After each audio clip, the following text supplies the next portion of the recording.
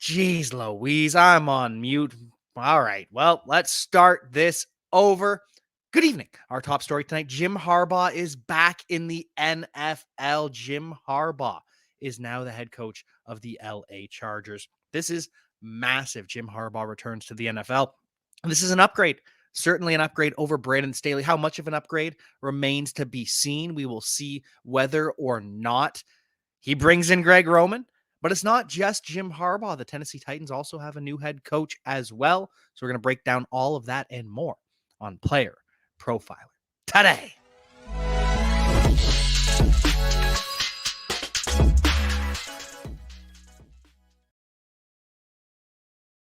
And we are back, and we are here to talk about all the goings on across the NFL, including Jim Harbaugh. Jim Harbaugh is the new head coach of the LA Chargers. The Chargers interview 15 different coaches. That's the most head coach interviews of this cycle, but they go with the guy that we knew all along would end up with the Chargers. And now he leaves the Michigan Wolverines. Jim Harbaugh was set to become the highest paid coach in college football history. And he turns it down for the NFL because he probably wasn't going to be coaching at Michigan this year anyways. He's probably going to be suspended as this investigation continues to show things. But with the Michigan Wolverines, 89-25. And then over the past 3 years, 40-3, three straight national championship win, or not national championships, got one straight national championship win, 3 Big Ten championship wins in a row. With the San Francisco 49ers, he was 44-19-1, 3 NFC championship appearances, 1 Super Bowl appearance for Jim Harbaugh and the San Francisco 49ers. They had some epic battles with Pete Carroll's Seahawks back in the day. And he returns home. Former Los Angeles Chargers quarterback is now their head coach. And what's he going to do for his staff? Is he going to bring in Greg Roman, his former head coach, or not head coach, his former offensive coordinator with the 49ers? Is he going to bring back Vic Fangio, who was the defensive coordinator for the 49ers back then? He recently parted ways with the Miami Dolphins. David Shaw to follow. That had been discussed as well. We have been hearing that David Shaw is a name to watch for this Chargers staff in some capacity, though Vic Fangio is expected to join the Philadelphia Eagles. Now that Jim Harbaugh's back in the NFL, that very well could change. And we're going to see the Harbaugh Bowl return in 2024. Ravens and Chargers set to square off at some point. We still don't know the schedule, obviously, but we will find things out. Yes, my friend, Vic Fangio is more than likely going to the Eagles. That is the expectation, but we will get to that and the rest of the Eagles moves in a moment.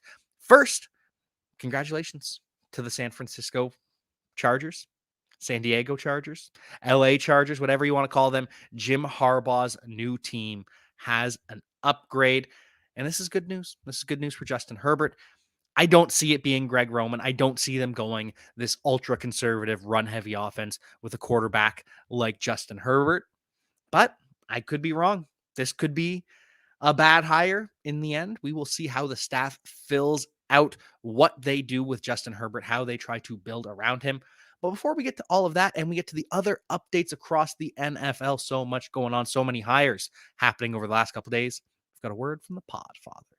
Now, I know many of you are looking for a secret weapon for your Dynasty League, and I have it. It's called the Dynasty Dominator app. You go to the App Store, go to Google Play. It's right there. It's $5 to download, and then every year it's $5 to load the next incoming class of rookies. You can add Superflex, add tight end premium. It's incredible because it allows you to look up players. It allows you to vote on whether a player is a buy, hold, or sell, and then see the market sentiment on that player. And you can compare their lifetime value rating from Player Profiler to their Dynasty ADP at the FFPC, all in the price lookup tool. And beyond that, we have a trade analyzer, so you'll never lose another Dynasty trade again. And in our settings, you can set this is a win now team, this is a rebuilding team, and then we let you compare players. Look at their metrics side by side, prospect metrics, NFL metrics. It's all there. It's $5 in the App Store. There's some add-ons for Superflex and to buy the upcoming rookie class. Every year, you're going to spend $5 on this thing, and it's going to be well worth it.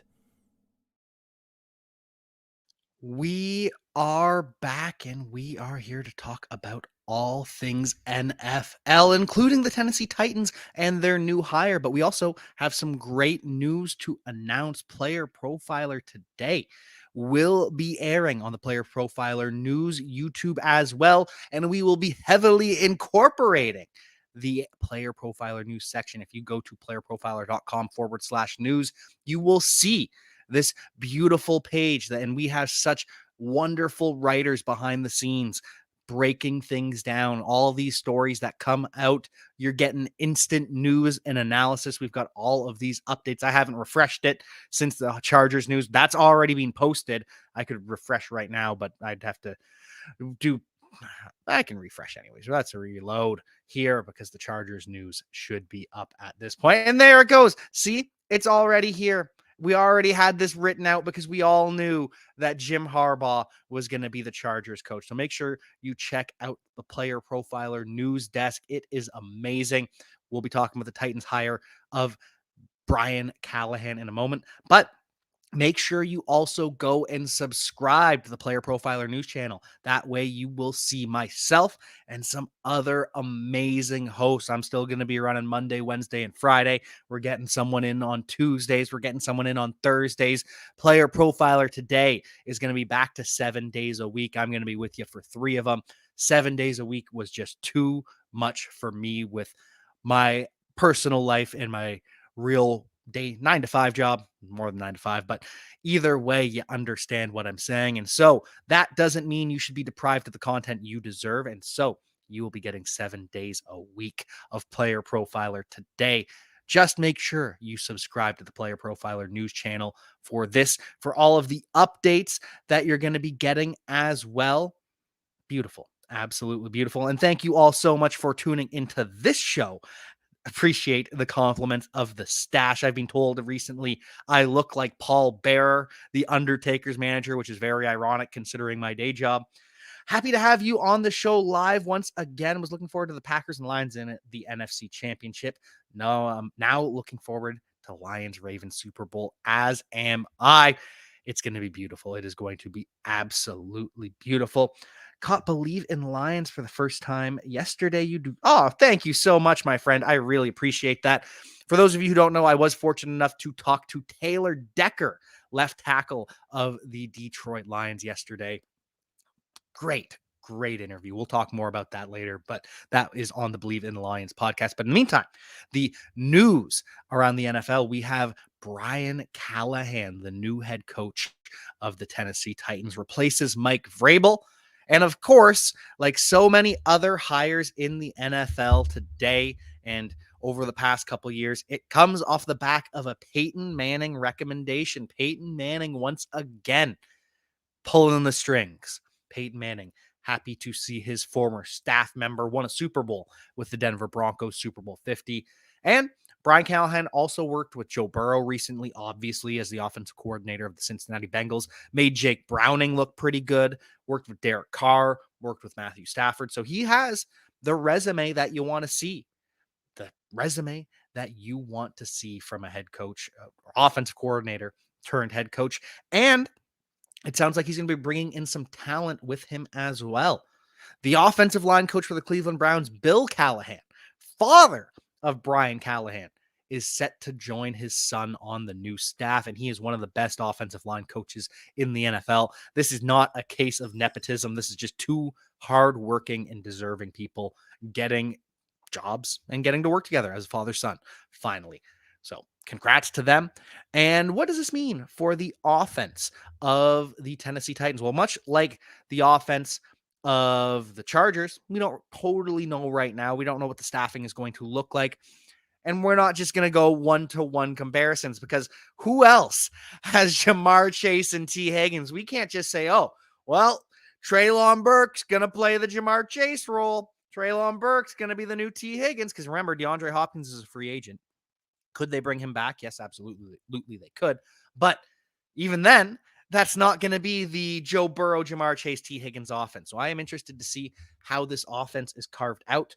The one interesting thing that I noticed, though, was Joe Mixon had 62 targets this past year, 70 targets the year before. That was 12th in the NFL this year, 8th in the NFL the year before. But Joe Mixon actually had fewer targets than Tyjae Spears. Tyjae Spears, 67 targets, tied for 9th in the NFL. And remember, last year, Joe Mixon was competing with Samaje Perine and still got 70 targets. Tyjae Spears is going to be utilized heavily in the passing game. Unfortunately, I still believe that Derrick Henry is on his way out. And part of that belief is because Brian Callahan's not actually going to have the say in who's on the roster. He's not going to make the free agent decisions. Obviously, he's going to be consulted. Obviously, they're going to work together on these decisions. But Ran Carthon, the general manager, turned executive vice president / general manager. So he gets a promotion. He gets an upgrade. I hope he gets a pay raise with that as well. But he's going to be making all the decisions. He's going to be making the decisions on the roster, on the personnel, on the coaching staff. That's all going to be through Ran Carthon. Coach is going to coach. General manager is going to manage. And Chad Brinker, the assistant general manager, is going to be promoted to president of football operations. So he's going to be charged of making the salary cap work as well as the analytics. So the Titans have a completely new structure. Before it was Mike Vrabel making the decisions with people there to support him. Now it is GM is the boss, coach is going to coach, and we've got people doing their jobs. Bill was a decent coach too, took the Raiders to a Super Bowl maybe. Was that him? I forgot about that. But anyways, yeah, that was him. That was Bill Callahan after John Gruden and then beat him. Completely forgot about that. But anyways, as of now the fact that Brian Callahan has been hired away from the Cincinnati Bengals, every single team in the NFL, all 32 of them, have a new offensive coordinator since 2021. Every team has changed their OC at least once, some of them multiple times since 2021. Now, obviously, a lot of this is because offensive coordinators get hired to be head coaches, and also a lot of offensive coordinators end up getting fired. So that's what's going on with the Tennessee Titans. They pick him over a cast of other characters. Thomas Brown had a second interview, and then Brian Callahan had his second interview. Dan Quinn was supposed to get a second interview, and the Titans said, sorry, Dan, we're going to cancel that. We've already picked our guy. Everyone thought it was going to be Bobby Slowick. Bobby Slowick was the favorite to be the next head coach of the Tennessee Titans, and that has officially changed. So what else does this mean? Well, for the Cincinnati Bengals, it is a pretty easy transition. They are going to promote QB coach Dan Pitcher, and Dan Pitcher was the hottest offensive coordinator in the NFL outside of Zach Robinson. It was kind of those two competing to be that next offensive coordinator, the one that all the teams are trying to woo right now. And so Zach Robinson, he still has a chance to land as an offensive coordinator. Zach Robinson, the passing game coordinator of the Rams, but Dan Pitcher, the other hottest name on offensive coordinator. He is the new the new OC of the Cincinnati Bengals. Dave Canales, most likely in Carolina. Yes, that's what it is starting to sound like. It sounds like the Carolina Panthers are going to be hiring Dave Canales. Now, this is not guaranteed by any means. He just had his second interview today, and it sounds like it went well. But they were also supposed to interview Brian Callahan a second time. Raheem Morris is supposed to get a second interview. Mike Vrabel also is flying in to meet the Panthers tomorrow. So while Dave Canales is the favorite, it is still uncertain how it is going to shake out. Ben Johnson could still be in the mix for the Panthers as well. But that decision is going to be made in conjunction with their new general manager, Dan Morgan, former first-round pick for the Carolina Panthers back in 2001, the 11th overall pick in that draft, linebacker for the Miami Hurricanes. He is the new general manager, and so they keep that tradition alive. The Panthers aren't going to completely gut the organization, completely tear it down and start over. They are going to keep some friendly faces. Is that a good thing? In some ways, it is good to keep history alive within an organization, but is Dan Morgan just a yes man for David Tepper? How is this going to work? I really don't know. I just wish Dan Morgan the best because we are always rooting for these former players to have success in their next vocation and love seeing former players have success in the NFL. The other thing that ties Dan Morgan to Dave Canales and Dave Canales getting this job is they actually work together with the Seattle Seahawks. So keep an eye. Dave Canales could be the next head coach of the Carolina Panthers, announced in the next couple days. As for the Raiders have also made a hire as well. Tom Telesco is their new general manager, and he finds work immediately after being fired as the Chargers general manager. And Tom Telesco did a lot of things right with the Chargers. He did draft Joey Bosa, Derwin James, Justin Herbert, Rashawn Slater, Zion Johnson. There was a role there for a while where Tom Telesco was just knocking his first round pick out of the park year after year, just teeing him up, knocking out of the park. And then the rest of the draft would kind of suffer after that. That seemed to be the problem with Tom Telesco. And then this year with Quentin Johnston, he didn't even nail the first round pick. And so the Chargers move on. We'll see who the next general manager of the Chargers is going to be. But for now, the Raiders have a new general manager as well, someone that they played against twice a year for 11 seasons. In those 11 seasons, Tom Telesco's team was 84-92.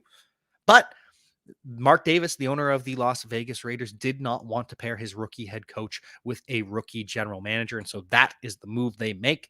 And we're hearing that Russell Wilson could be the next quarterback of the not LA Raiders, the LV Raiders, the Vegas Raiders. So is that going to happen? Now, this is just pure speculation. This is an NFC general manager just offering their opinion.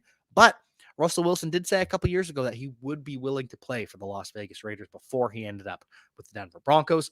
Raiders still trying to figure out their offensive coordinator. They've interviewed Alex Van Pelt, the former Browns offensive coordinator who shouldn't have been fired, but Deshaun Watson didn't look good, so someone had to take the fall for that. Also interview Luke Getsy, the former Bears offensive coordinator who they should not hire.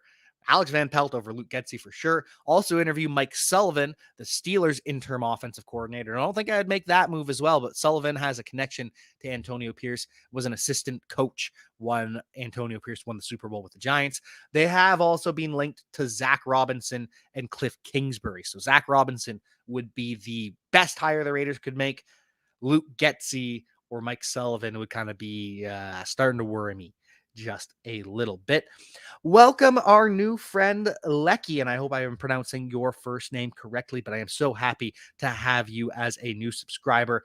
Welcome to the show. Make sure you subscribe to Player Profiler News as well. You can catch me there as well. Zach Robinson, I hope Mark Davis locks him in as our OC. Fingers crossed for you. Zach Robinson, former colleague of mine back when I worked at PFF, didn't actually work directly with them a whole lot, but I am technically at that point part of the coaching tree. Not actually, but anyways, David Ross. Russ just wants revenge on the Broncos. He does. Imagine him moving on to the Raiders. That actually makes this even more intriguing. Maybe this does. Maybe where there is smoke, there is fire. Would be tough to sell Ben Johnson on the Panthers offense versus Detroit. Yeah, it's starting to sound like Ben Johnson is Commanders or bust. And could Ben Johnson end up with the Lions once again? I don't know about that. Other news across the NFL, we mentioned that Vic Fangio out with the Miami Dolphins. And I'm sorry, Dolphins fans, but the word on the street is Brandon Staley is in the mix to replace Vic Fangio, who Brandon Staley did work under Vic Fangio, but I can only imagine the reaction Dolphins fans are going to have if that ever does happen. Javon Holland, the safety for the Miami Dolphins, very talented safety, Canadian safety at that, was literally kicking rocks in his Instagram story after he heard the news. He is quite devastated that the coach that he quite liked, the coach that he had a lot of success under, is on his way out.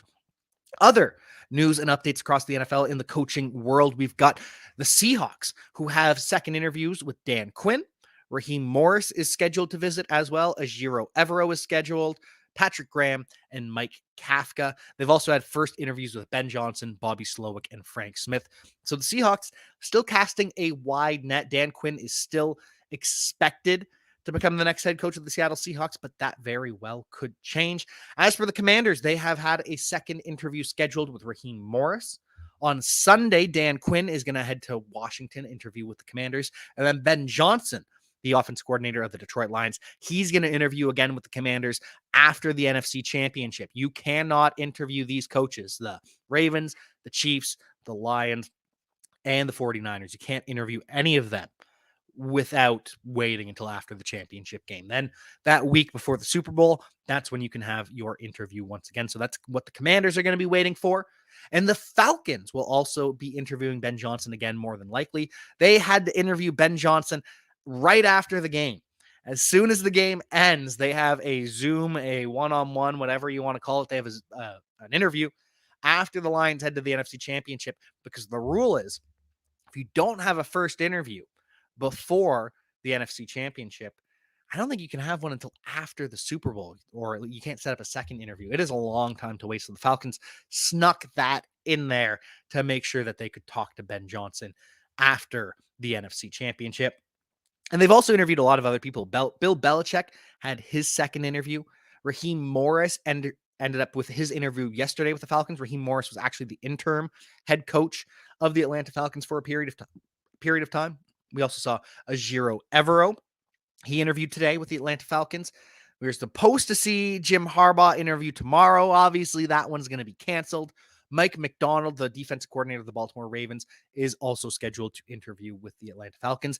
And Mike Vrabel had his first interview today with the Atlanta Falcons. Could Vrabel end up with the Falcons and bring Arthur Smith back as his offensive coordinator? Ooh, wouldn't that be something? Final couple notes on coaching hiring across the NFL. Nick Sirianni is back. He is set to return to the Philadelphia Eagles, much to the chagrin of many people. They have fired Sean Desai, their defensive coordinator. They do expect Vic Fangio to replace him, though Ron Rivera is also expected to get an interview as well. And on the offensive side, Brian Johnson has been fired by the Eagles, and they are interviewing Cliff Kingsbury and Gerard Johnson. Gerard Johnson, the QB coach of the Houston Texans, worked wonders with CJ Stroud. A lot to work with already with CJ Stroud, but he did a really good job this year.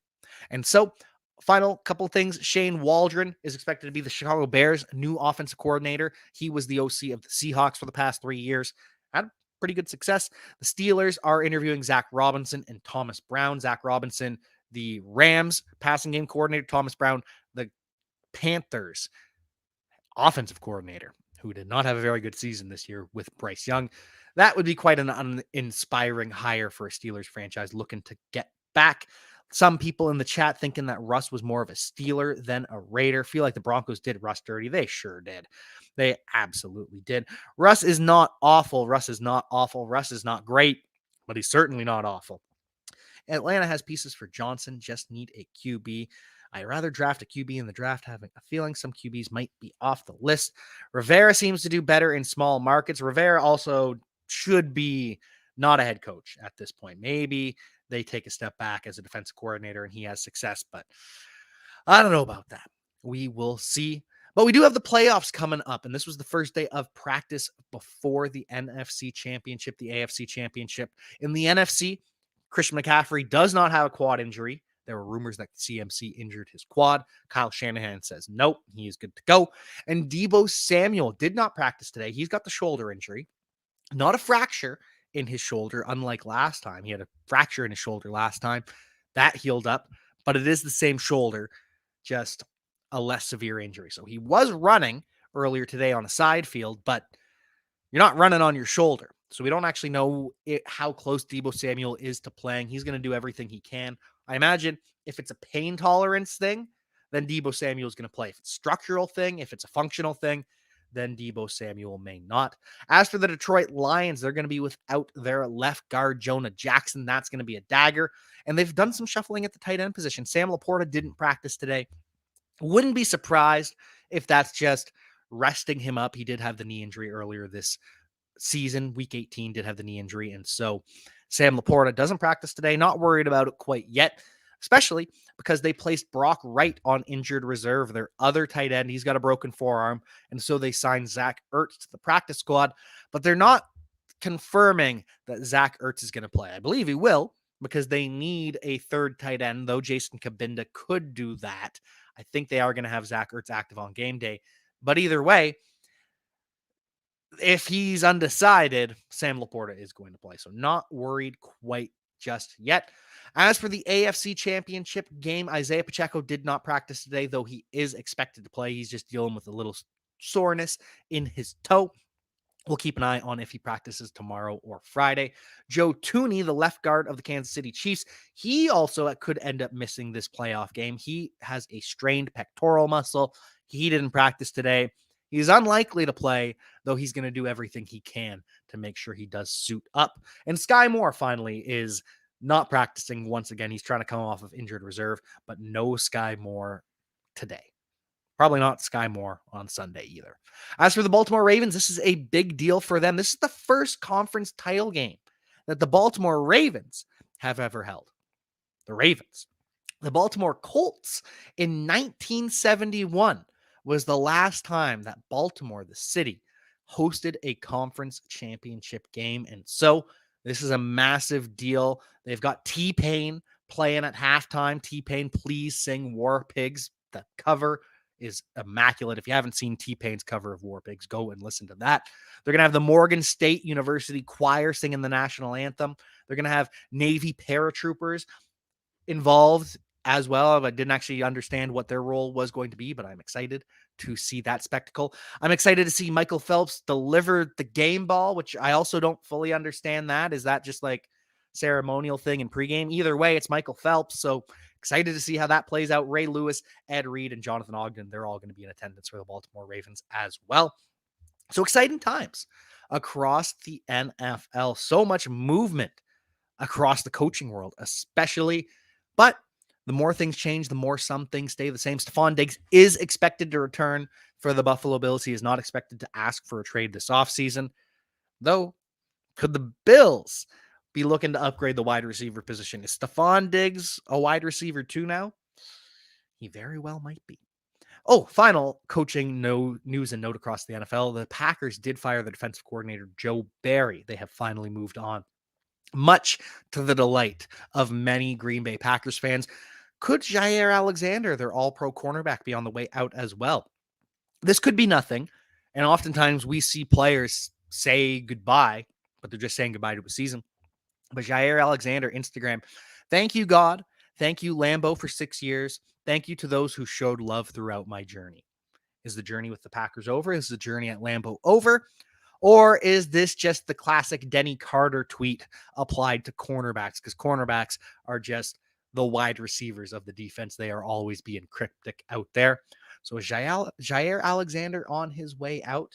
It remains to be seen. So much has happened today with Jim Harbaugh and yesterday with Brian Callahan, but we still have so much more to come. The Atlanta Falcons very well could be hiring someone as we speak.